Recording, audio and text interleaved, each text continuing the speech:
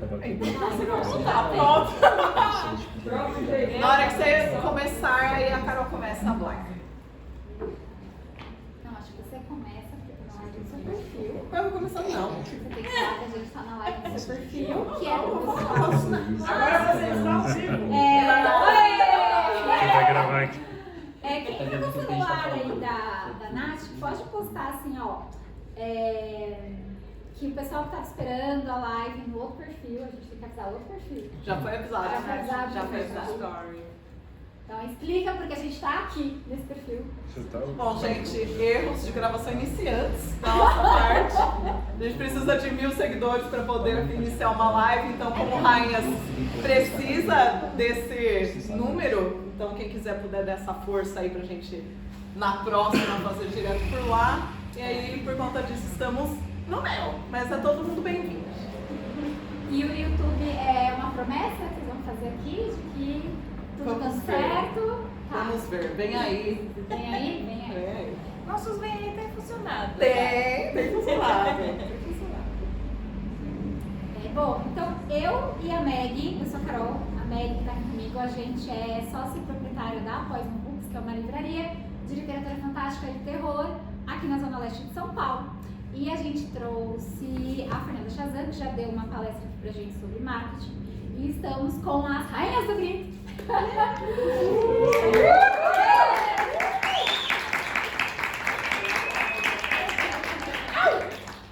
Inclusive a gente só não vai provar que todo mundo, né, aqui, porque o trabalho que deu pra colocar, O enquadramento já foi trabalho. Vai ficar desse jeito mesmo por enquanto, porque não vai dar Mas pra vai ter fotos. Vão ter fotos, provas. A gente trabalha só com verdade.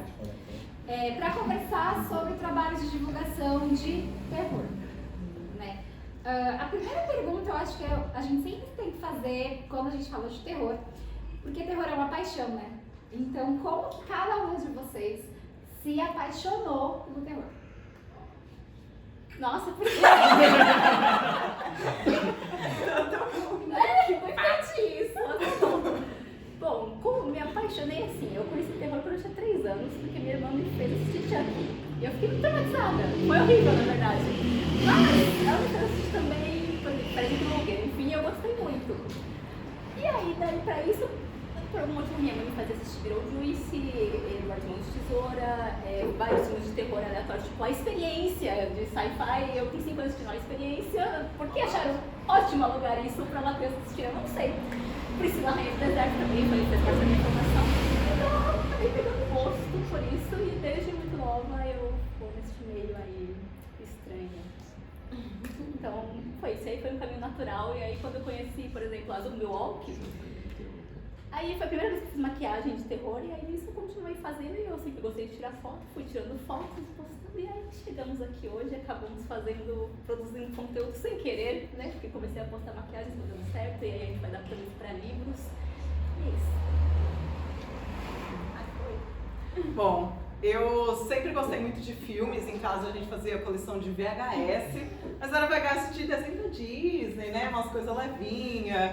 E aí, crescendo, eu tinha muito medo de filme de terror, na verdade. Sempre passava trechos de O Exorcista, Chuck, no comercial da Globo. Eu ficava apavorada, eu tinha pesadelo, eu não dormia. Então eu achava que filme de terror, o terror em si eram só coisas muito horríveis e que iam me fazer ficar acordada à noite, né? Até que a gente vai crescendo, vai amadurecendo. E aí eu fui entendendo que assim, nossa, tem mais aí, né, nesse meio, para além de sustos e coisas imageticamente horríveis. E aí eu acho que quando foi caindo essa ficha, assim, tem um lugar especial no meu coração.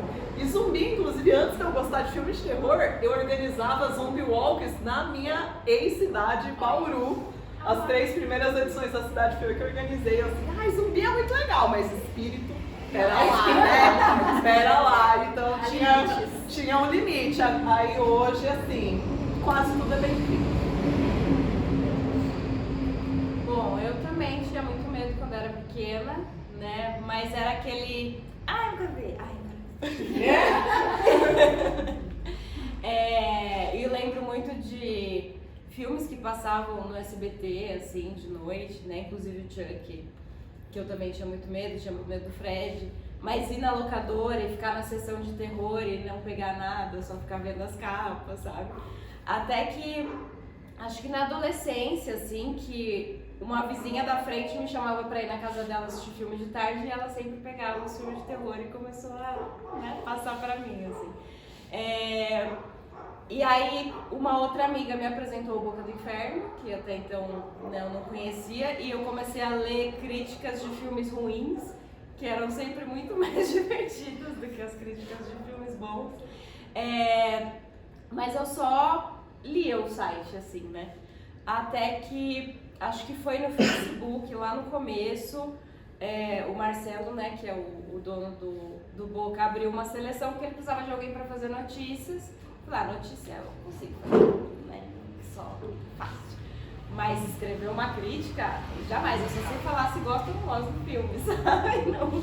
Só que aí é isso, você vai escrevendo notícias, você vai pegando, mesmo, né, só vendo trailer, esse tipo de coisa, conhecendo um pouco mais, esse diretor fez isso, olha o que ele tá fazendo também, que tem a ver uma coisa com a outra. Você começa a ir pegando, né, algumas coisas assim. E aí eu falei, vou escrever um texto sobre o filme. Eu lembro que foi Abraham Lincoln, Caçador de Vampiros.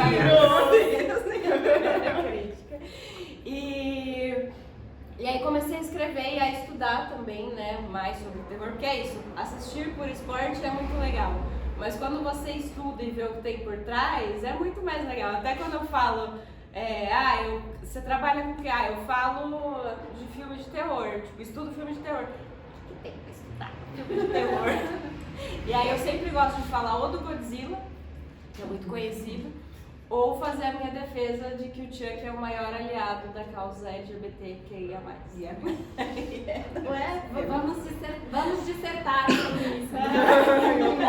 Mas a Sil já entrou então na segunda pergunta que eu tenho pra vocês, que é isso, como que foi, né, de passar de ser uma admiradora, uma pessoa que adora terror, consome terror, para uma pessoa que trabalha ativamente divulgando, comentando obras de terror, aí sejam do audiovisual, da literatura, ou na questão também dos efeitos sociais, sonoros, como a moto que acabou de passar, um filme eterno, um filme de terror, na cidade de São Paulo. Como que é, então, assim comentou um pouquinho, aí a gente vai pra Nath comentar como que foi, então, começar a atuar na divulgação de obras de terror. Em 2007, eu comecei a falar de filmes na internet pelo Fotolog. Acho que todo mundo que está aqui na plateia 30+, lembra do nosso falecido Fotolog. E aí é um negócio, eu falo assim, gostei, não gostei, né? Gostei, 2 estrelas. Odiei, 5, né? E era só um hobby realmente, né? Consumia muito e aí dava meus pitaquinhos. E aí eu vi, a partir do momento que fui pra blog, não só deixava lá, enfim. E aí com as redes sociais eu passei a fazer isso então nas minhas redes pessoais, tal, que a minha rede é minha, não separo porque 500 não dá, né? E aí, em certo momento, isso foi gerando engajamento com as pessoas foram me dando esse feedback, tipo, nossa, fala mais, nossa, posta desse jeito, posta aquilo. Então, tendo esse feedback foi me motivando mais. E aí, próximo da pandemia, um pouquinho depois, eu comecei a escrever terror, né? E aí eu entrei nessa de, terror é tudo de bom mesmo, né? Que gostoso. E eu fui pendendo um pouco mais para esse lado. Até que uma amiga mandou a seleção do Boca do Inferno, que estava com vagas para mulheres. E aí tinha Silvana e Luiz, são as minhas recrutadoras. E aí ela falou assim, por que você não se inscreve? Você fala de filme dia sim, dia também e tal. Aí eu falei assim, nossa, será que eu tenho o que é preciso para escrever uma crítica? Manda! E aí elas me selecionaram, né? Tanto que a minha primeira crítica, a crítica que eu mandei pra minha seleção foi falando do Exorcista, né? E de um outro filme que eu escrevi, foi do Exorcista. E aí tinha uma outra segunda crítica que eu acho que foi Rueceira, a mulher do... Como que é? Eu acho que foi. Enfim. E aí, então, igual a Silvana, aí como deu certo isso, assim, agora eu que tenho um pequeno defeito que é eu preciso me aprofundar em tudo que eu... E aí eu fui estudar. Já tinha estudado terror para poder escrever, então tinha feito cursos de escrita, tal, não sei o quê. E aí, chegando nessa parte de cinema, foi o foco que realmente é uma coisa que eu sempre tive mais facilidade, mais interesse. E a partir daí é isso, acho que tendo a sensação de que eu não estava mais falando sozinha na internet, me motivou assim, então isso aqui é um negócio mesmo, né? Vamos lá. E aí, abracei. E você, Lu? Então, comecei com as maquiagens, né? Igual eu tinha falado. E aí, na pandemia, eu comecei a fazer maquiagem inspirada nas capas de livros da Darkside. E nisso, o Boca estava precisando de alguém para falar sobre livros que estavam ali com uma deficiência. E aí, a Sil me indicou. Aí, a primeira crítica que eu mandei foi A Noite dos Mortos Vivos, do livro. E aí, gostaram e tal, e aí estive aí, entrei neste mundo aí do Boca do Inferno de crítica literária, que eu gosto mais de escrever, porque eu sempre gostei muito de ler, gosto bastante dos livros de terror, suspense, enfim. E aí, eu fiquei nessa parte aí, porque dos filmes, eu entrei nos filmes escrevendo sobre coisa geek. Eu escrevi sobre, sei lá, Venom, Homem-Aranha, sabe, num site que só postava coisas geeks. E aí eu saí desse site e aí fiquei no Boca do Inferno só como uma parte literária, e mais vez ou outra saiu alguma coisa de filme. Mas o seu trabalho como essa parte da maquiagem, aí porque saiu da Zombie Walk, então já tinha uma questão aí também da maquiagem mais trevosa, né? Ou mais monstruosa em algum momento. Você já estava, querendo ou não, trabalhando com divulgação de terror. Sim. De alguma maneira. Sim, exato. E pra você, como foi a transição, assim, emocionalmente falando? Olha, eu acho que foi bem natural, porque eu sempre gostei de tirar foto, né? Postava de look, enfim, desse mundo alternativo. Então, o mundo alternativo é muito fácil, vai pulinho pro terror, é mais que as pessoas já gostam das coisas de terror. Então, assim, foi muito natural, foi muito tranquilo. Só postei o que eu gostava e foi dando certo. Se você quer comentar mais alguma coisa sobre esse momento que você tomou coragem para começar a publicar críticas? Eu acho que eu tinha muita insegurança mesmo, né? Tipo, nunca fiz, sei lá, um curso de crítica, né, pra poder escrever. Eu fui escrever o que eu achava que fazia sentido ali, né? Tentar formar um texto que tivesse coerência, assim. Mas acho que uma coisa que ajudou foi estar em um site que eu respeitava muito, né? E aí eu mandei o texto e falei pro Marcelo, ó, vê o que você acha, né? Já que, porque hoje pessoas mais jovens, assim, que estão no meio do terror, às vezes falam pra mim, o Boca foi muito formativo pra mim. Mas pra mim também, porque eu entrei em 2012, mas eu desisti desde 2001, né? Então já vem de muito tempo. Então, poder escrever um texto e mandar para uma pessoa que já tem uma experiência e ela falar, não, tá na hora de publicar, já dá aquele, então acho que dá, né? E aí eu tenho uma pergunta que não estava no roteiro, que é sobre essa questão vocês não eram críticas, né, formadas, assim. Mas, de verdade, a gente gosta de ler crítica de críticos formados ou a gente gosta da opinião das pessoas que gostam das coisas que a gente gosta? Eu acho que é por isso que, assim, eu não me meto muito a escrever sobre filmes que não sejam de terror, né? Porque eu estudei cinema já também com a Déia, mas eu acho que tem muito desse gostar e de já me aprofundar mais nesse tema. Então, eu também penso não só no que eu estou escrevendo, mas em quem vai estar lendo mesmo, né, também. Então a gente já tenta, acho que formar, seja um texto, um vídeo, o que for, voltado também para o nosso público, né? Não tirando a nossa essência, não pensando só no lá, né? Mas acho que colocando o nosso gosto também tem essa importância, né? Acho também essa questão depende muito de quem consome, né? Acho que tem uma galera público-alvo mais específico, esse pessoal que vai consumir diretamente, de críticos que falam daquele filme alternativo iraniano, né? E aí, gente como a gente, né? Então, acho que o público difere um pouco e acho que isso que você falou também faz sentido, né? De a gente se identificar com as pessoas que estão falando de, ai, eu também penso assim, olha só que legal. Eu acredito que esse formato que a gente trouxe para as redes sociais, para a crítica escrita, o podcast, etc., ele também é mais acessível, né? Não é aquela coisa do estereótipo do cinéfilo chato. Então, porque aí joga, porque o filme tal, e a pessoa não tá entendendo nada o que tá sendo dito ali, né? Então, acho que isso faz uma diferença também para o público consumir mais gente como a gente do que os críticos, você e tal. Nada contra. Mas acho que é isso. Sim, eu concordo completamente com o que a Nath falou. Eu acho que é bom ter essa identificação, porque o crítico formado vai falar muito de parte técnica, que é interessante para quem? Para quem está em premiação, enfim, desse tipo de coisa. Para o público em geral, aquilo vai ficar, o que é isso? Eu não estou entendendo.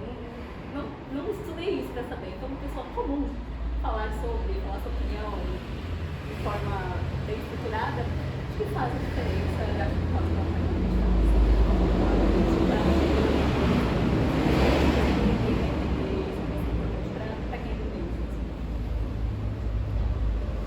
Vocês têm uma jornada, então, nesse processo de divulgação, né, de obras de terror. E aí, tem agora essa migração, né, na jornada de vocês para o podcast. Né? E aí, então, conta como é que tá um pouquinho. E tanto para os vídeos também, né? Porque vocês saem de uma coisa que é mais escrita, que é uma crítica e uma divulgação, enfim, ali, né? Só o registro do texto para a imagem e para o áudio, né? Então, como que é essa jornada, como está sendo essa transição aí de ir mesmo para o Instagram para fazer esse trabalho e para o podcast? Acho que a Silvia é a pessoa mais indicada para falar, ter mais tempo de podcast. Bom, do mesmo jeito que eu não tinha essa segurança para escrever, eu também não tinha essa segurança para sair falando com a minha boca sobre o filme. Em voz alta, né? Mas eu comecei a ouvir podcast em 2017. O Boca já teve um podcast antes do Falando no Diabo, era o Ouija, e até me chamaram para participar e eu vamos lá, né? Mas aí depois eu comecei, aí o Ouija acabou, eu comecei a ouvir podcast, e aí eu pensei, podia voltar o podcast do Boca, né? Daí a gente criou o Falando no Diabo,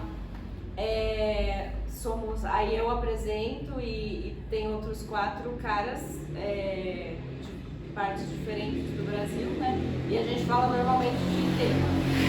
Escolhe são 3 filmes de um tema X. E aí tem essa questão, né? Você tá falando de um produto visual, mas você tá falando só em áudio. Então tem que rolar um cuidado, assim, pra não ficar uma coisa muito perdida, né? Esse cuidado de contextualizar um pouco do que você está falando para o áudio, para as pessoas entenderem. Você vai falar de uma cena, você, né, toma cuidado de descrever um pouco, enfim. E acabou sendo muito legal porque, por mais que seja uma coisa planejada, bonitinha, mas eu tô conversando com os meus amigos sobre uma coisa que eu gosto, né? Então foi uma coisa legal de fazer. E aí, quando a Nath entrou, ela falou, a gente podia fazer um podcast voltado só para, mais um podcast dentro do Boca no Inferno, voltado só para filmes dirigidos por mulheres. Então já demos uma nichada, né, maior, intercalando com o Falando no Diabo. E aí, como eu já fazia, então foi fácil de só, né, colocar mais esse adendo, assim, e continuar daí. Eu quero complementar porque quando eu entrei, né, depois de um certo tempo, eu até conversava com as meninas por fora do Boca, enfim, de que existe uma diferença clara de quem consumia as nossas críticas e as pessoas que comentam nas nossas críticas, né? Então, geralmente, nós, por sermos mulheres de esquerda, a gente vai, né, colocar certas coisas ali, destrinchar, né, certos pontos de vista e tal, e isso recebia muito hate. Então, a gente foi percebendo que o público que ainda consome texto, lá pelo menos do Boca do Inferno, é um público muito diferente do que consome a gente hoje, né? Então, quando a gente criou o Rainhas do Grito, a gente deu essa nichada para diretoras mulheres, porque a gente tá falando de filmes dirigidos por homens, dirigidos por mulheres também, e as reações, os comentários foram muito diversos. Então, assim, gente, faz parte do que a gente acredita, do que a gente consome, a gente direcionou e teve um pouco mais, né, dessa especificação e também uma boa reação do público. E aí, o Rainhas do Grito surgiu para falar de filmes de terror especificamente dirigidos por mulheres, e migrar para o YouTube foi e também vídeos no Instagram, né?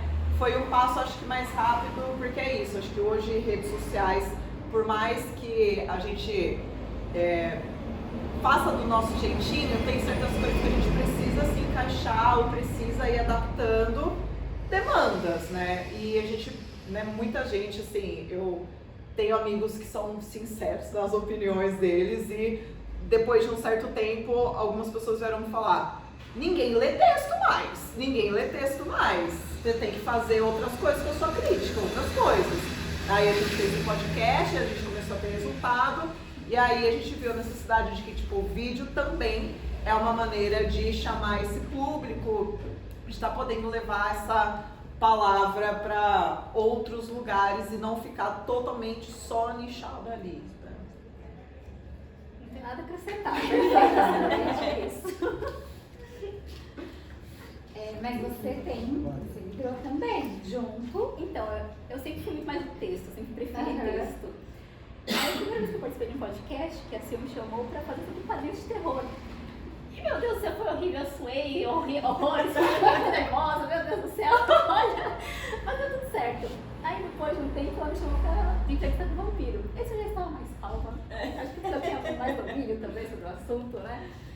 E aí, quando a Nath deu a ideia, eu falei, tá bom, vamos ver como é que vai ser, vamos gravar vamos ver, né? E aí foi legal, foi divertido. Hoje até apresenta. Até apresenta. Então foi isso, eu só fui no fluxo dela e estamos aqui hoje. Vai vir sim. Então, mas acho que fazer as coisas, tipo, nós somos muito próximas, né? Então fazer entre a gente assim também facilita bastante. Para além dessa questão que o texto não funciona mais tanto, né? A gente migrar para outros formatos, o que funciona, vocês percebem que tem funcionado, para alcançar fãs de terror? Assim, que além do nicho, óbvio, né? De falar sobre o que as pessoas já gostam, assim, o que, sabe aquele tempero, aquele extra ali, que você fala assim, nossa, aquilo ali a gente fez e repercutiu, o pessoal curtiu. É porque quando a gente fala de terror, né, fazer esse parênteses, de repente cai uma pessoa aqui que não é da área, enfim. É um gênero muito específico, né? Então quem escreve terror já sabe que não é porque quer ganhar o jabuti, pode ser que ganhe, a gente fica feliz, mas pode não ser essa questão, nem o Oscar, né? A gente sabe que a pessoa não está fazendo para isso, ela está fazendo porque ela é apaixonada, quer contar aquela história que só pode ser contada como sendo uma história de terror. Então tem essa questão da paixão, né? Que já vai nichar o trabalho de vocês, que é a proposta.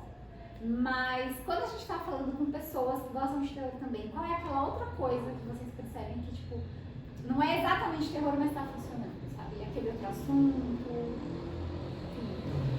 Eu vou pegar os filhos da Nath. Porque assim, várias vezes ela faz alguma coisa tipo, o terror é ser mulher, e aí coloca ali situações que todas vivemos e dá exemplos que acontecem em filmes de terror, mas de forma muito mais exagerada, às vezes muito exagerada do que a realidade, né? Então isso chama a atenção, você pegar a situação cotidiana e fazer um paralelo com o terror, eu acho que funciona muito bem. Obrigada, amiga. E eu acho que isso também de o terror ele ser um nicho bem desvalorizado há tanto tempo, né? E, claro, tem todo o seu valor, porque senão não estaríamos aqui, né? Mas é uma tecla que eu sempre bato, é que muita gente tem preconceito porque realmente não sabe que existem outras possibilidades dentro do terror a não ser igual eu achava. Susto, imagens horripilantes e coisas do tipo, né? Então, acho que quando a gente mostra aqui outras possibilidades ou que o terror ele também mescla com outros gêneros, a pessoa vai um pouquinho mais aberta, né? Hoje em dia a gente fala muito do terror social, então usando essas camadas, igual a Lu disse, mais cotidianas, acho que as pessoas vão ter, é de terror, mas eu gosto, né? Então, assim, eu imagino que todo mundo aqui que consome, a gente ouve pelo menos uma vez na vida, né? Não vou dizer muito, mas muito, que muita gente fala assim, mas eu não gosto de terror. E aí, por exemplo, a pessoa tá falando sobre filmes e ela fala um filme que tem muito elemento de terror e quem sabe é até um desses gêneros ou é um subgênero. Acho que, claro, as pessoas não precisam saber todas as nomenclaturas, essas coisas todas que a gente que estuda e trabalha com isso sabe. Mas é mostrar que, olha, mas você sabia que isso aí é um filme de terror também? Está categorizado, está dentro, né? E a gente também sempre fala de filmes e obras, livros, né? Igual a gente fala aqui no Clube de Leitura, de portas de entrada, né? Que alguém pode não gostar do tipo de quem consome há muito tempo gosta, mas uma coisa mais comercial, que é um pouquinho mais leve, que tem outros assuntos, pode se interessar e tal. Então eu falo que é só descobrir um subgênero. Descobrir o seu subgênero, pode falar que gosta de filme de terror, sim. Agora, como eu saí do Boca, né, e a gente criou a página do Rainhas no Instagram, então a gente tem experimentado muitas coisas, né, para entender bem o que funciona e o que não.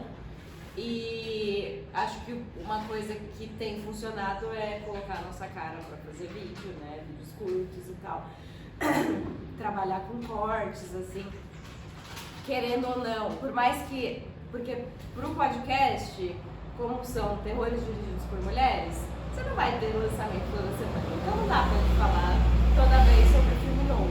A não ser, a gente tem um episódio sobre The Ugly Stepsister que a gente fez na semana que o filme caiu do caminhão, né? Muito antes da gente saber que ele finalmente vai estrear no cinema. E esse chamou a atenção, mas então a gente fala de muito filme mais antigo, né?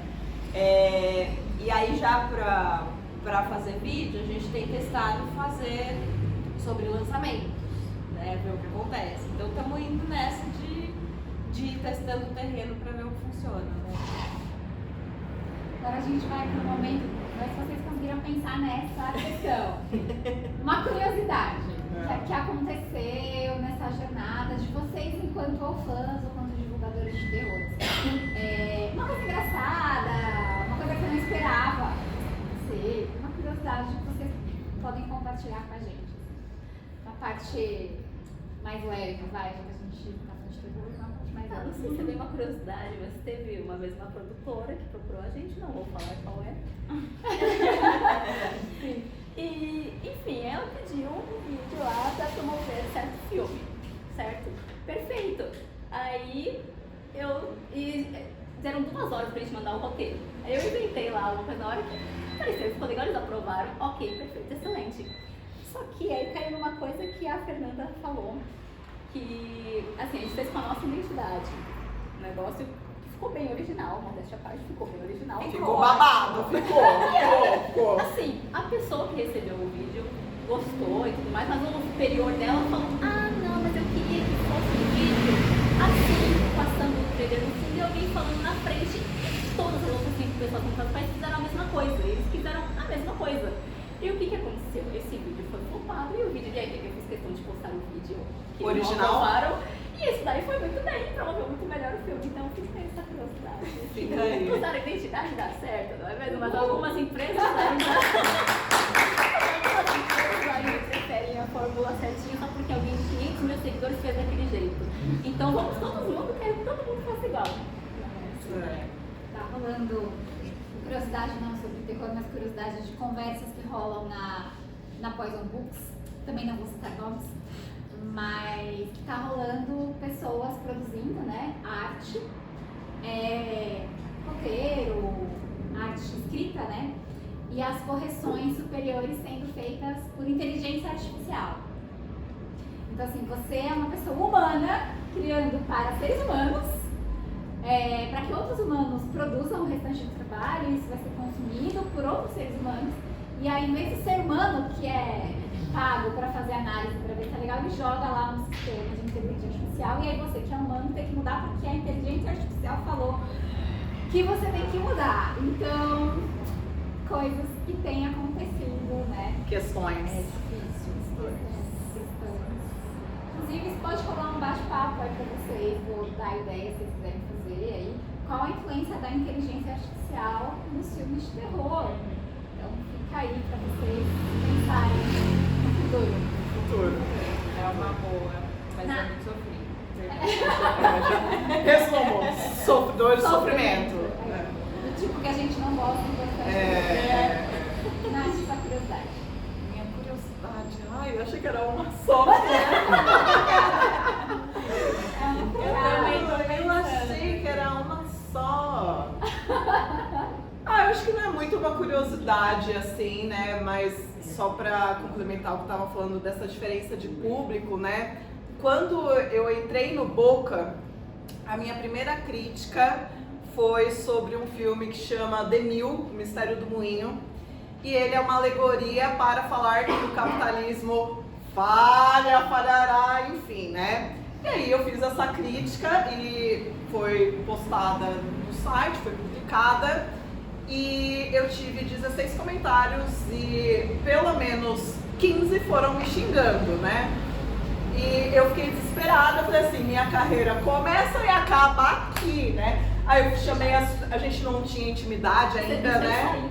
E aí eu falei assim, eu fui falar com elas assim, meninas, acabou pra mim, né? Porque eu já comecei sendo xingada, né? E aí eu fui olhar outras críticas e a maioria não tinha comentários, ou era um comentário, 2 no máximo, e a minha, 16. Começou o mimimi, começou a lacração. Não quero saber o posicionamento político. E eu não falei em nenhum momento assim, eu sou de esquerda. Eu sou, né? Óbvio. Mas eu tava só falando, gente, o filme, esse símbolo aqui é isso aqui, é isso aqui, é isso aqui. E olha, foi. Assim, nem isso. Eu já cheguei tendo hater, acabou pra mim. Aí a Silvana assim, fica tranquila, é assim mesmo. Aí eu, tá bom. E aí eu achei que eu ia ter que sair, que eu ia ser expulsa. Eu falei assim, nossa, é isso, ao invés de trazer público pra elogiar, pra assim, nossa, arrasou, gata, flopou, gata. Então eu achei que ia acabar aí, mas deu tudo certo. E com as nossas críticas do Rainhas do Grito, tanto em vídeo quanto no podcast, porque tem, por exemplo, no Spotify tem seção de comentários e tal, a gente só recebe elogio. Inclusive, escolhemos a Nath justamente porque na crítica do Exorcista, ela passou para na próxima parte da seleção, né? Porque ela fez uma análise muito boa que a gente pensou, caramba, os homens que lerem isso vão ficar muito mordidos. Adorei. Eu falei assim, não, eu não abro mão, esse daqui vai passar com certeza, eu não vou ler o resto. Esse daqui pra mim, por enquanto, foi a melhor. Ela falou, tá bom, ok. Aí fomos pra próxima, mas foi por causa do texto do Exorcista, que eu fiquei, meu Deus do céu, excelente as coisas que ela falou. Inclusive, esse texto do Exorcista virou um vídeo, eu fiz uma versão vídeo dele no Instagram, que foi o primeiro vídeo do O Terror na Verdade é Ser Mulher, que daí virou um quadro no meu Instagram pessoal. Aí eu adaptei ele em vídeo. E foi sucesso, e Como disse a Fernanda agora há pouco, então, às vezes você vai pelo caminho, você se perde, mas você se acha Pois. uma coisa muito melhor. Mas então, ela ficou desesperada, mas ela cumpriu o papel que a gente pensou, ela vai atrair aqui. Engajamento. Não, e é até ruim falar, tipo, né, recebeu 16 comentários de hate, é assim mesmo? Não é pra ser assim mesmo, né? É que, assim, os comentários no Boca sempre foram moderados, né? Eles não entram direto. Então, assim, comentários discordando é uma coisa, mas tinha um cara, João. Eu fui, porque aparece o IP, né? Eu fui procurar de onde era, ele era de Santa Catarina. Ó, João, pra surpresa. Ele, toda hora, todo comentário que ele deixava, uma vez ele deixou um discordando do texto civilizadamente. As outras, tudo ele discordava, mas aí ele era homofóbico, ele era racista, ele era misógino, tudo, era o combo, assim. E aí o Marcelo aprovava o comentário, aí eu ia lá, não? Então, não é uma coisa que você pode ficar deixando passar, assim, sabe? E não é uma coisa que você nem tem que perder tempo respondendo essa galera, assim, porque é um limite, é isso, se a pessoa vem discordar civilizadamente, rola até um debate saudável. Tudo bem. Mas quando ela vem com todos os preconceitos, não tem conversa, sabe, com esse tipo de gente. Então, não é que é assim mesmo, é que tipo, isso vai acontecer. Vai acontecer, é normal Mas- acontecer. Não deveria, mas é. Não deveria, mas É comum, né? E esse foi o seu teste oficial, na verdade.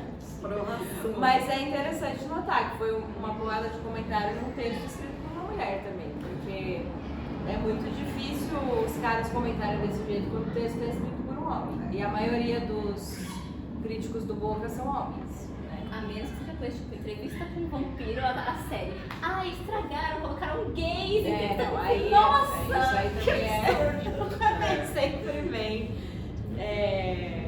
Quando tem questões de gênero, assim, questões de sexualidade. Sendo que no Também livro já sempre tinha, né? é. Então, assim. As pessoas querem entender o que elas querem. Quando vem alguém e mostra de verdade o que elas não entendem, o que elas escolheram não entender, não ver, aí você tá estragando a obra pra mim, né?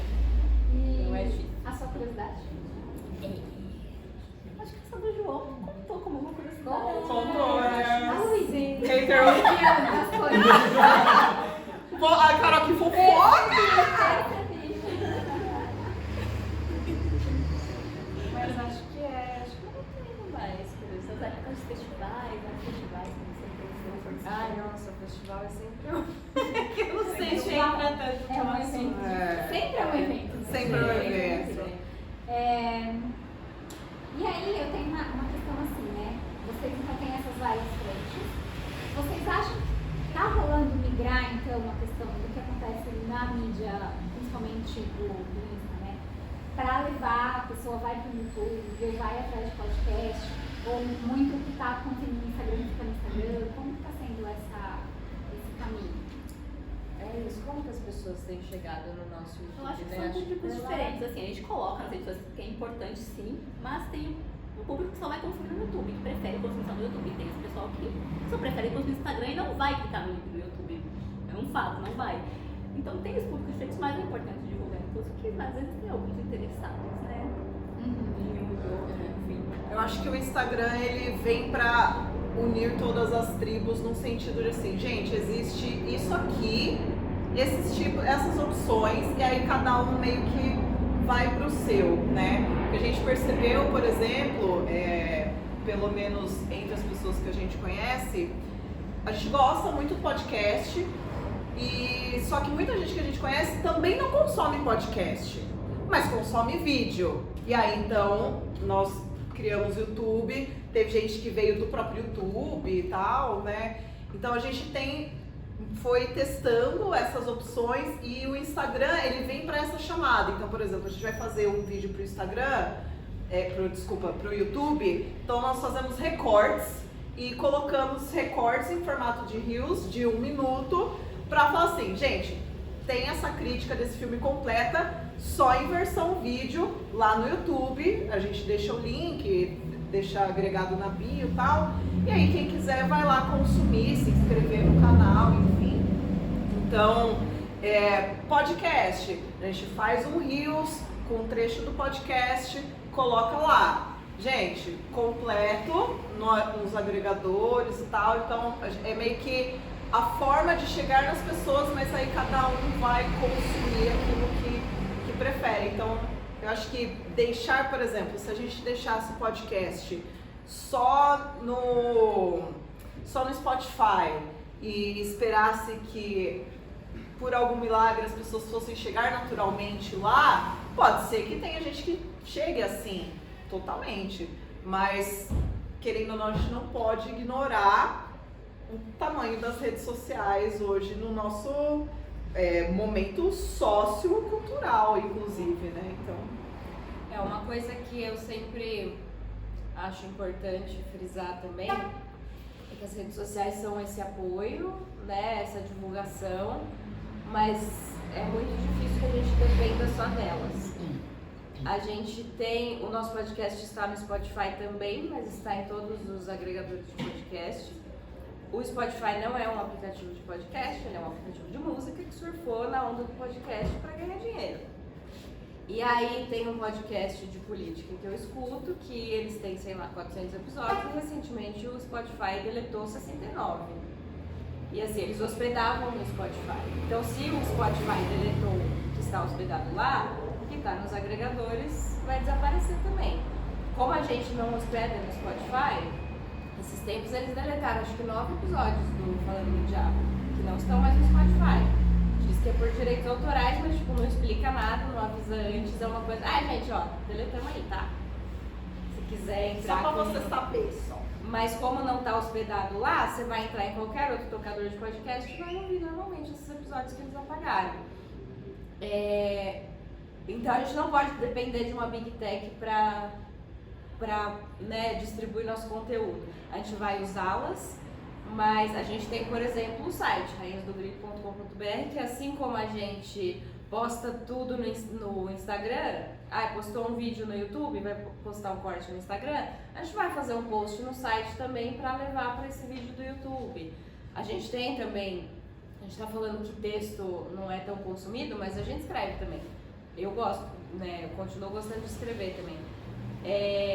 E é um site nosso, né? A gente está pagando uma hospedagem lá né? Porque tem gente que escreve críticas inteiras só no Instagram, por exemplo. Se o Instagram falar, esse conteúdo a gente não gostou, tira, sabe? Você perdeu. Se você não tiver um backup, ele se perdeu. Então é importante não ter essa dependência total também, né? Usar mais como apoio do que como única fonte para o seu público, assim, né?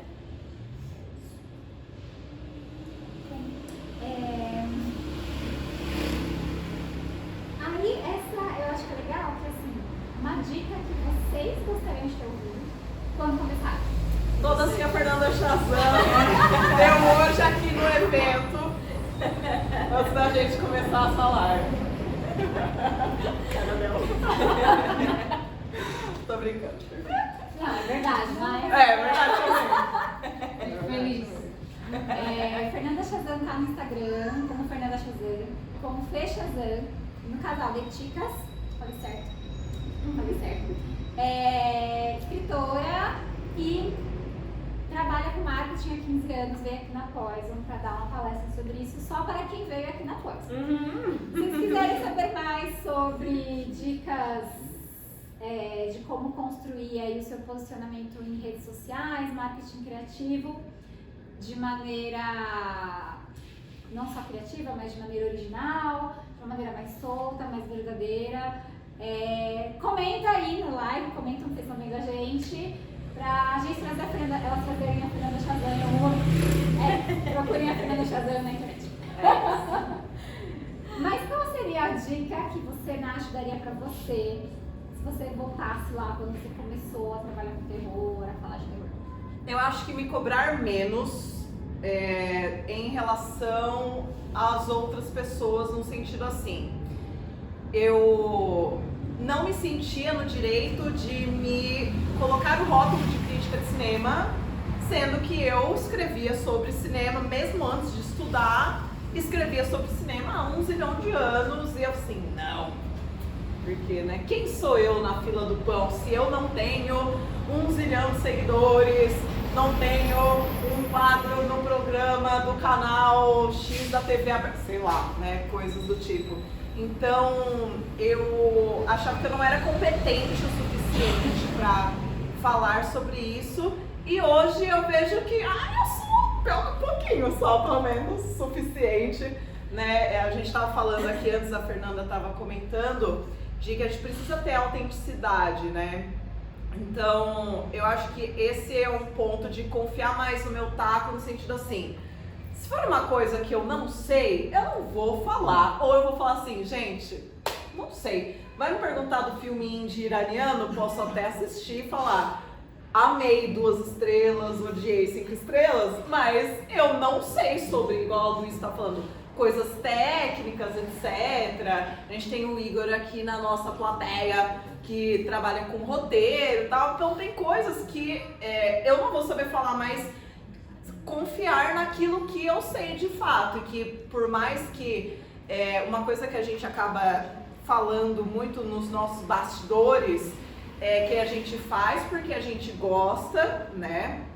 E não tornar isso um tipo de trabalho. A gente tem que sim ter consistência naquilo que a gente faz, mas não tornar um trabalho para ficar chato. Por exemplo, a gente tem que se moldar ao que tá vendendo agora. Agora é dancinha, vamos fazer dancinha? Se a gente não gosta, a gente não vai fazer dancinha, né? Então, acho que confiar um pouco nesse taco. O meu jeitinho é um jeitinho, e eu sei que o meu jeitinho não vai agradar todo mundo, mas que o meu jeitinho é válido do jeito que ele vem, né? Não depender dos outros. Tipo assim, você, não, eu queria fazer vídeo, mas eu dependo de alguém pra gravar pra mim, eu dependo de alguém pra editar pra mim. Eu queria ir em evento X, mas dependo de alguém pra me ajudar ali a entrar nesse evento. Não, você vai lá, você faz, você começa, não pode ficar ruim, mas você vai ter que começar de algum lugar. Você começa, você vai atrás, você quer, quero ir, sei lá, vou falar BGS só porque está chegando. Nós vamos. Você quer ir na BGS? Você vai lá, faz o seu post e tenta se cadastrar e tudo certo. Você, enfim, vai você atrás das coisas, não ficar dependendo dos outros, acho que é muito importante. E outra coisa é que tem muita gente egocêntrica nesse meio, extremamente egocêntrica, que vai tentar passar por cima de você, vai ter que pegar os seus créditos. Tem muita gente que acha que é maior que você porque tá há mais tempo nesse meio, porque tem mais seguidores, mas às vezes eles não engajam tanto como você, mas... E tem gente que acha que é detentora do conteúdo, tipo, eu fiz esse vídeo falando de filme X, aí alguém faz em seguida, a pessoa já fica, nossa, tá me copiando, mas não é assim, é só porque o filme está em alta, sabe? Se dê a devida desimportância. Exatamente. Então, saber que tem umas pessoas que nem todo mundo vai ficar, nossa, que legal fazer conteúdo, e assim vai ficar tipo, nossa, tô fazendo conteúdo, credo, né? Então, sabe, ter isso em mente e não deixar isso afetar também. Nossa, mas eu fazer podcast só com diretoras mulheres, mas tem diretoras mulheres na casa. Essa a gente ouve muito, hein? Nossa, tem filme dirigido por mulheres. Tem o suficiente para ter um podcast? Nossa. Acompanhe e verá. Eu acho que é isso. Eu acho que eu vou meio que repetir um pouco do que elas falaram, mas é ir com medo mesmo, e isso vale até hoje, porque é isso. Pra mim, primeiro foi ao enrolar pra começar a escrever, depois pra gravar podcast, depois pra fazer vídeo. Mas vai, sabe? Tenta fazer. E assim como saber que tem gente que vai te passar a perna, saber também que tem muita gente legal. A gente tem muitos amigos agora, né? Tipo vocês! Tem Muita gente que trabalha com terror, assim, que... Muita gente que a gente nem conhece pessoalmente, inclusive, né? Nossos amigos de internet, assim. Mas... E são pessoas que se ajudam muito também, né?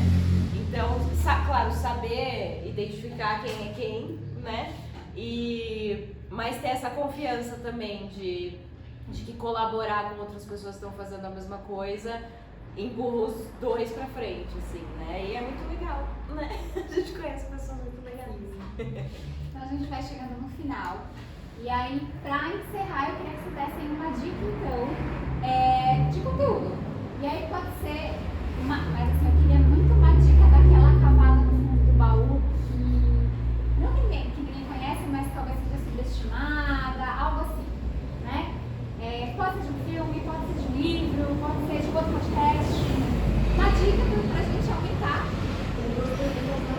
Tem duas perguntas na live. Vai ser depois. Na live. Então,